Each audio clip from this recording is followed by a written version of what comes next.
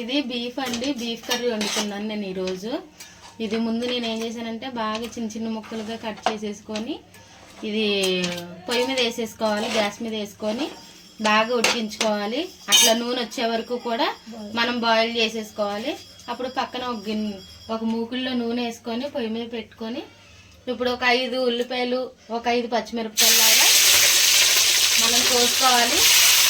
ఉల్లిపాయ పచ్చిమిరపకాయ వేయించుకునేటప్పుడే మనం కరివేపాకు కూడా వేసుకోవాలండి. వేసుకొని బాగా వేయించుకోవాలి. మనం ఇట్లా మనం ఉల్లిపాయ వేసుకున్న తర్వాత బాగా కలుపుకోవాలి. కొంచెం అది వేగేటప్పుడు మనం కొంచెం సాల్ట్ అనేది వేసుకోవాలి. ఉల్లిపాయ మనకి త్వరగా మగ్గిపోద్ది. సాల్ట్ వేసుకొని పెద్ద మంట మీద వేయించుకోవాలి ఉల్లిపాయ అనేది.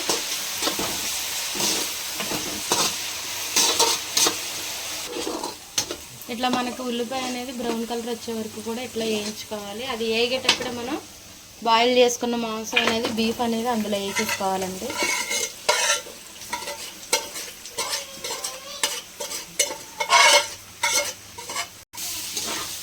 ఇది మొత్తం వేసుకొని ఉల్లిపాయలు మొత్తం బీఫ్ కలిసేలాగా మనం చక్కగా కలుపుకోవాలి. ఇప్పుడు ఇందులో మనం ఫ్రెష్గా అప్పటికప్పుడుగా పట్టుకున్నది అయితే చాలా మంచిగా వస్తుందండి. 4 స్పూన్ల వరకు అల్లం వెల్లిపాయ పేస్ట్ అనేది వేసుకోవాలి. వేసుకొని మొత్తం ముక్కలకు పట్టేలాగా కలుపుకోవాలి. మనం నూనెలో అనేది చక్కగా ఫ్రై అవ్వాలి. అల్లం వెల్లిపాయ పేస్ట్ అనేది పచ్చివాసన అంతా పోవాలి మనకి. ఇప్పుడు బాగా ముక్క అనేది మంచి టేస్ట్గా ఉంటుంది.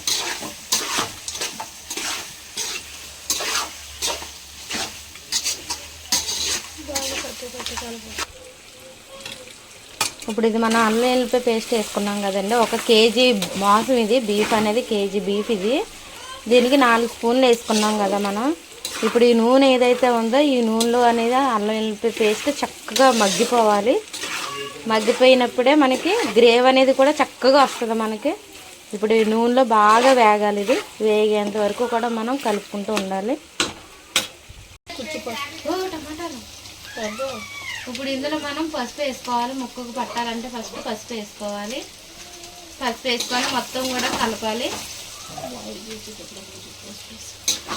మన నూనె అనేది అల్లం వెల్లిపాయ పేస్ట్ అనేది మగ్గేటప్పుడే ఆయిల్లో మనం పసుపు వేసుకొని దాన్ని కూడా కలుపుకుంటే ముక్క కూడా మంచి కలర్ఫుల్గా ఉంటుంది.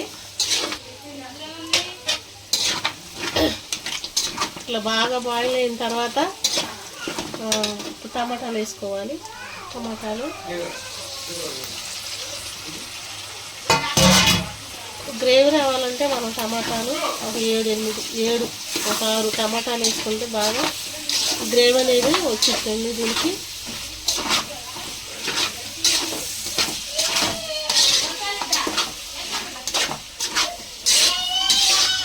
బాగా కలిపేసిన తర్వాత కొంచెం సాల్ట్ వేసేసి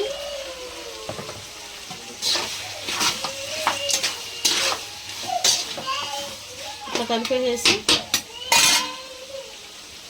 ఇట్లా మూత వేసుకుంటే టమాటాలు మగ్గుతాయి. ఇట్లా మూత తీసేసి ఈ టమాటా చూడండి చక్కగా మగ్గిపోయింది. టమాటా కొంచెంసేపు మగ్గిపోతే గ్రేవీ వచ్చింది బాగా.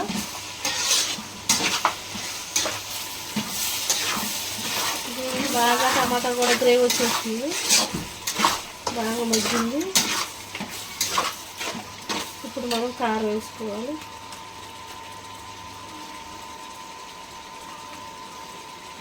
ఆశీర్వాద కారం,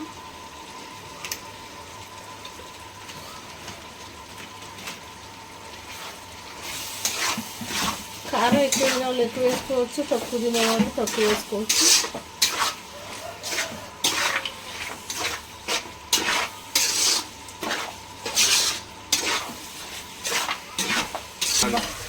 బాగా మగ్గిన తర్వాత ఇది మసాలా పొడి, చెక్క, ధనియాలు, యాలక్కాయలు, లవంగ మొగ్గలు, జీలకర్ర ఇవన్నీ వేసుకొని పట్టుకున్న పొడి. అది మన ఇంట్లో పట్టుకున్న పొడి అయితే బాగా టేస్ట్ వస్తుంది. దీంట్లో కొంచెం సరిపడేంత ఒక 2 స్పూన్ల వరకు వేసేసుకోవాలి. కలుపుకొని ఇట్లా బాగా బాగా ముక్కకి పట్టేదాకా మనం ఇట్లా కలుపుకోవాలి. మసాలా పొడి పట్టిన తర్వాత ఇది వేసినాక కొంచెం మగ్గనిచ్చి అప్పుడు కాసేపు దాకా మగ్గేదాకా ఆగాలండి.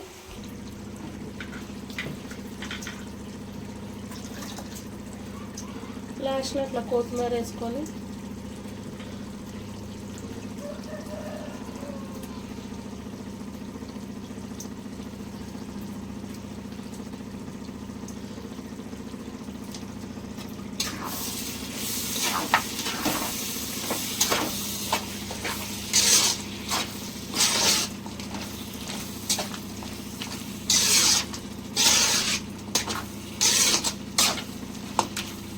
ఇట్లా కొత్తిమీర వేసుకున్న తర్వాత అయిపోయింది. మీరు చికెన్ ఇది మటన్ బాయిల్ చేసుకునేటప్పుడు డీపు బాయిల్ చేసేటప్పుడు కొంచెం పసుపు వేసి బాయిల్ చేసుకుంటే బాగా టేస్ట్గా ఉంటుంది. తర్వాత కూడా మనం కర్రీ వండుకునేటప్పుడు కూడా కొంచెం పసుపు వేస్తే బాగుంటుంది. అయిపోయింది, కొత్తిమీర వేసేసాం కదా, కర్రీ అయిపోయింది. ఇందాక మనం వండుకున్నాం కదండి బీఫ్ కర్రీ, రుచి చూద్దాము ఎలా ఉందో.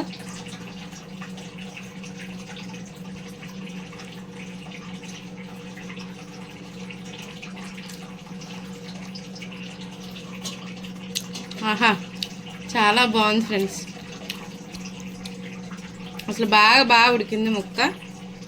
మనకి ఎక్కువ గ్రేవీ కూడా కలుపుకొని అవసరం లేదు. ఇట్లా మామూలుగా కొంచెం పొడిగా కలుపుకున్నా కానీ టేస్ట్ చాలా బాగుంది.